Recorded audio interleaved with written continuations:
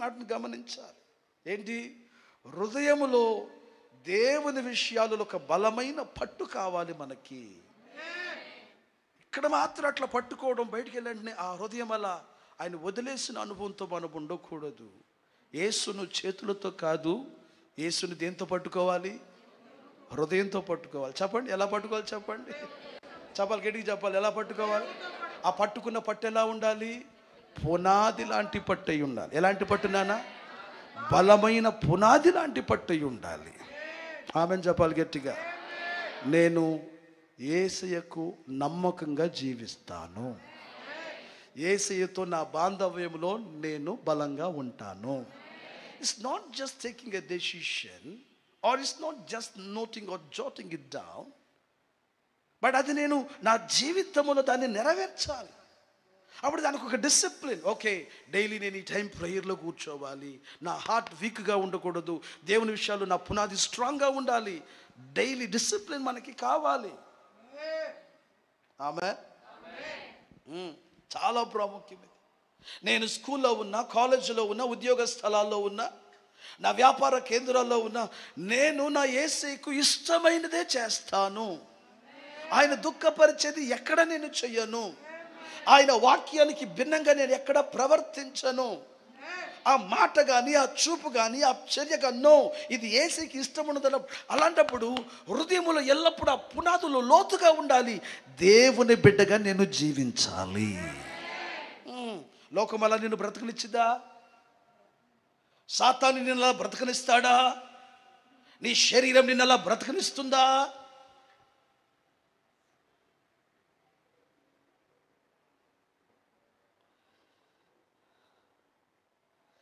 దేవుని గనక శ్రద్ధగా వెతకపోతే 3 గంటలు ఇంట్లో మోకరించాలని భర్త భార్యకి పనిష్మెంట్ పెట్టాడు అనుకో, హల్లెలూయా. ఏంటది నాన్న? దేవుని శ్రద్ధగా వెతకకుండా ఆయన సన్నిధులు కనుక నువ్వు మోకరించకపోతే, పిల్లలారా, అమ్మ మీ అందరూ చెబుతున్నాను, మీరందరూ కనుక చేయకపోతే నిలువు మోకాళ్ళ మీద 2 చేతులు 3 గంటలు అలాగని ఇంట్లో ఉండాలి అని పెట్టాడు అనుకోండి. స్తోత్రం, హల్లెలూయా. చెప్పరేవండి మంచిగా? ఎటువంటిది అంటావు? మాట్లాడరేవండి. ఎట్లా ఉండిద్ది అంటావు? బాగుండిద్దా? నేను చెప్పింది మామూలే. ఆ రోజుల్లో ఆసా ప్రభుత్వంలో, ఎవరు? ఆసా అనే రాజుని ప్రభుత్వంలో ప్రజలందరూ కలిసి ఒక నిర్ణయం తీసుకున్నారు. 2 దినవృత్తాంతములు 15వ అధ్యాయము 10 నుండి ఒక వాక్యాన్ని చూపిస్తాను, చూడండి. తీయాలి బైబిల్. అడుగుతారేంటమ్మా? బైబిల్ తీయండి. దినవృత్తాంతముల 2వ గ్రంథము 15వ అధ్యాయము 10వ వాక్యము నుండి.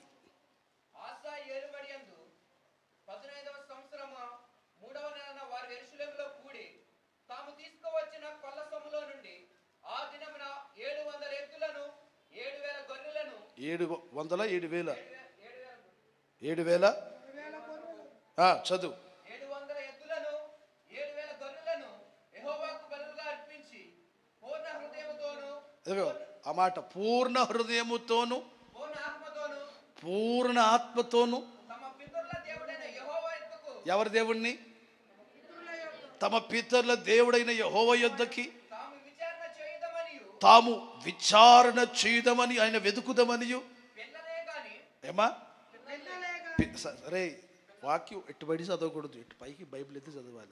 పిల్లలే గాని, పెద్దలే గాని, పురుషులే గాని, స్త్రీలే గాని, విచారణ చేయని వారందరికీ మరణము విధించుదామని ఏం చేసుకున్నారంట? అంటే ఆ మాట నాకు తెలియదు కానీ నిబంధన చేసుకున్నారంట. కవనెంట్. ఏంటది? ఏమి నిబంధన చేసుకున్నారు? అది ఓకేలే, ఏమి నిబంధన చేసుకున్నారు?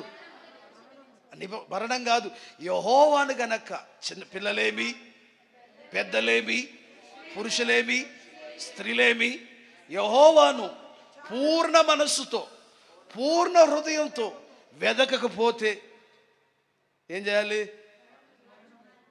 నేనేం చెప్పాను?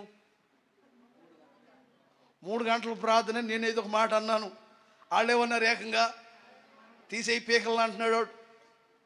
వింటున్నారా? బైబిల్ ఏమంటుంది ఒకసారి ఆలోచించి.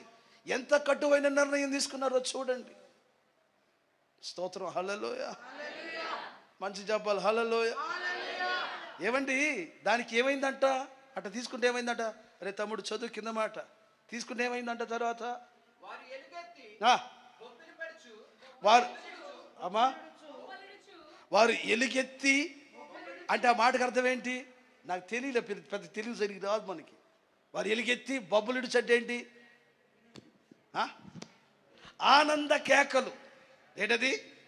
వారు ఎలుగెత్తి బొబ్బలుడుచు అన్నప్పుడు ఆనంద కేకలు. ఇంగ్లీష్ బైబిల్ ఉంది, they made a shout of Joy. సంతోషంతో వారు కేకలు వేశారంట. మేళములతోను బూరల నాదముతోను బేరి ధ్వనులతోను యెహోవా సన్నిధిని ప్రమాణము చేసిరి. దేవుని స్తోత్రం చెప్పాలి.